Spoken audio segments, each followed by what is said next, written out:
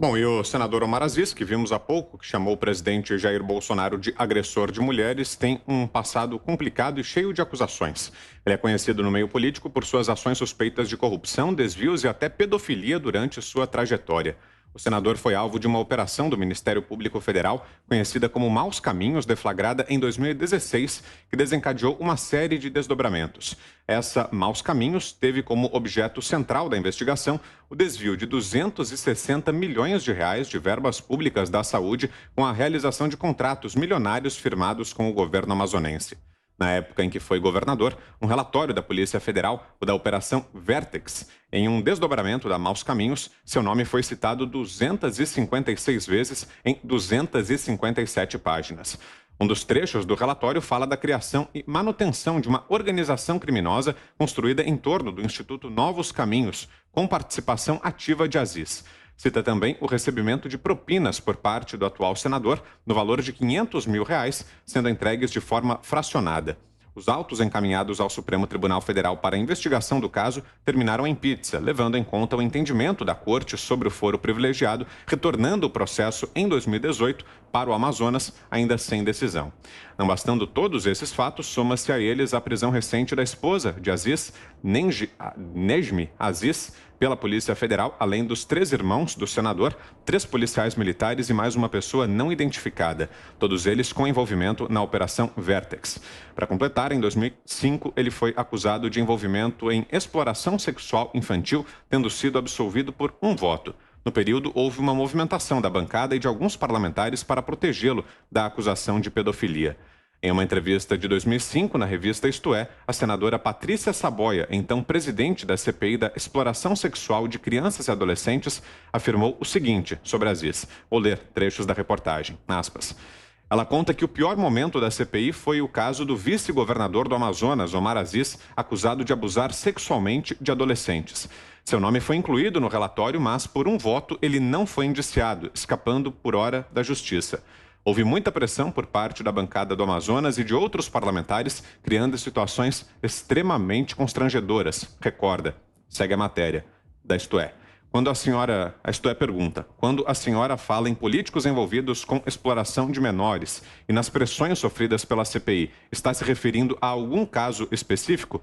Patrícia Saboia responde, o caso mais forte foi o do Amazonas. Houve uma intensa mobilização da bancada do Estado e de alguns parlamentares para proteger o vice-governador Omar Aziz, que era suspeito de envolvimento em exploração sexual de menores. Ele acabou absolvido por um voto e foi o único caso de pessoa suspeita a não ser indiciada pela CPI, apesar de ter seu nome incluído no relatório final. No dia da votação, adiada 2 vezes, a senadora estava sendo submetida a uma cirurgia. O voto de Minerva, o resultado era 7-7, foi do presidente em exercício, senador Ney Suassuna. Fiuza. Em primeiro lugar, esse contraponto feito pelos pingos nos is, a gente está vendo essa avalanche aí de protagonismo de Omar Aziz e companhia. Então, assinalar que o contraponto feito aqui pelos pingos nos is, sob o comando do editor Cleiton Rubinha, é essencial e, infelizmente, é raro, né? São raros os contrapontos desse tipo. Ao contrário, a maioria aí da imprensa está brincando de cacifar o Omar Aziz, fazer Renan Calheiros de justiceiro e etc. Dito isso, né, feita essa ressalva da importância desse contraponto, eu quero dizer que, enquanto o Brasil discute Omar Aziz, manobras pouco republicanas tentam embargar o aprimoramento do processo eleitoral com voto auditável. Parte da opinião pública, da população, está aí, né, tendo a sua atenção desviada por Omar Aziz e companhia. Né? É drenagem de energia, de atenção, de tempo, né? Enquanto isso, manobras que nós estamos vendo aí até à luz do dia. Elas são pouco republicanas, mas elas não são subterrâneas. Tentam impedir o aprimoramento do processo eleitoral em direção ao voto auditável. Né?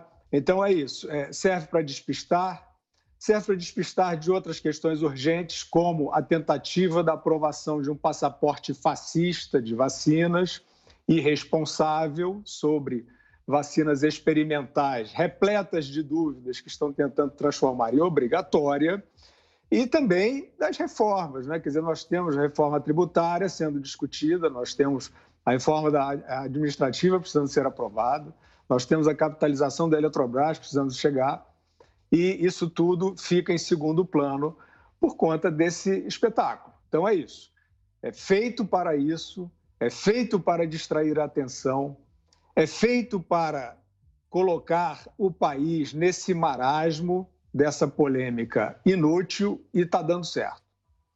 Cristina. Estou aqui acessando o texto que você leu, faço questão de reler um trechinho aqui, entrevista de 2005 na revista Isto É, senadora Patrícia Saboia, então presidente da CPI da exploração sexual de crianças. Abre aspas.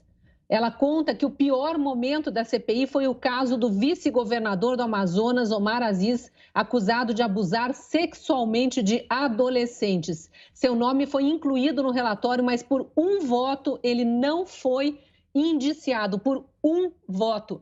Quem é Omar Aziz para vir falar que o presidente da República não tem sensibilidade, não respeita mulheres, é motoqueiro?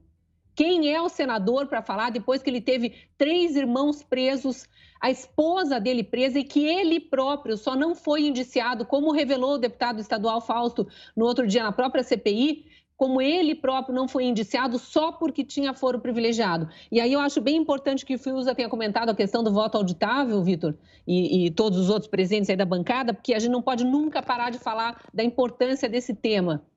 Eu fico imaginando como se sentem os eleitores do Amazonas, que não devem ter votado no Omar Aziz e viram este homem, com todas essas acusações pesando sobre ele, ser eleito. E viram depois o Senado se rebaixar ao ponto de indicar este homem para presidir esta CPI. Isso é vergonhoso. A gente precisa de um sistema auditável de urnas para a gente ter confiança nas nossas eleições, porque não dá para confiar. Eu não acredito que o povo do Amazonas tenha efetivamente escolhido este homem para ser senador representando o Estado.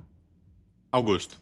Queria concordar com o Guilherme, essa CPI foi feita realmente para desviar as atenções de assuntos que deveriam estar concentradas em assuntos muito mais importantes.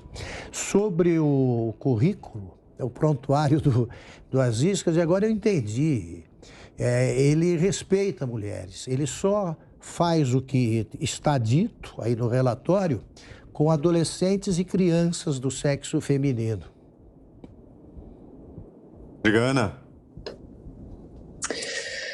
Bom, sobre o senador Omar Aziz, o Fiuza, Augusto e a Cris já abrangeram bem aí o que esse homem, o passado, não apenas dele, né, mas da família.